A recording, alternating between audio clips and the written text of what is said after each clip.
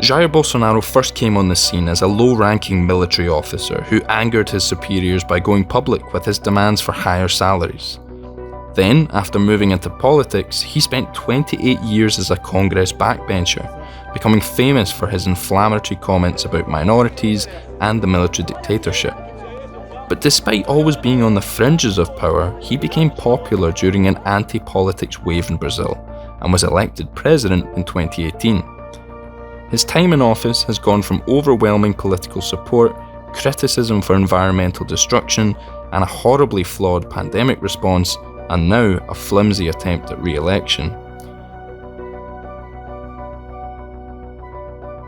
Bolsonaro began his military career in 1973, completing the basic paratrooper course in 1977. In 1986, a story published by Veja magazine presented Jair Bolsonaro to Brazil. "The pay is low," he complained. Speaking from his rank as captain, he demanded better conditions for his troops, but he was jailed for 15 days for this insubordination. The magazine later broke another story, revealing that Bolsonaro had planted a bomb in the barracks to pressure military chiefs for higher salaries. "They were just some firecrackers," Bolsonaro reportedly said. Having become known for representing the interests of the military rank and file, Bolsonaro was elected city representative in Rio de Janeiro in 1989, before then being elected to federal Congress.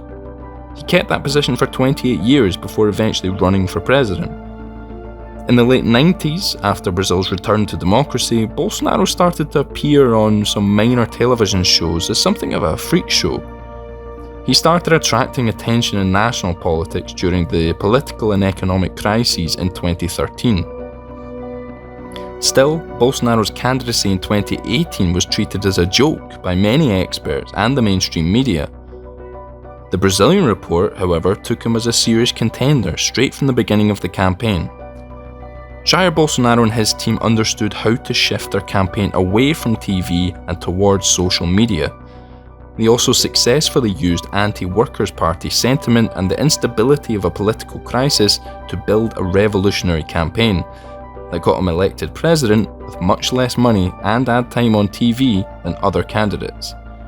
But Bolsonaro's promises were ambitious. Tax reform, social security reform, privatizations, economic growth, no corruption, more guns.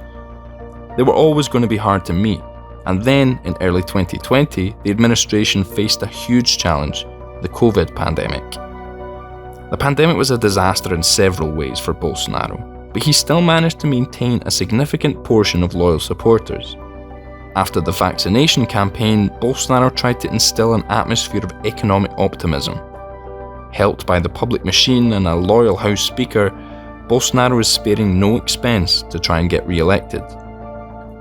Boosting and rebranding emergency aid and Bolsa Familia programs as Auxílio Brasil, interfering with oil giant Petrobras to lower gas prices, and keeping representatives on side with his secret budget scheme. Bolsonaro is doing everything he can, but he's a different candidate to the one he was in 2018, running at a different political moment. Will he succeed?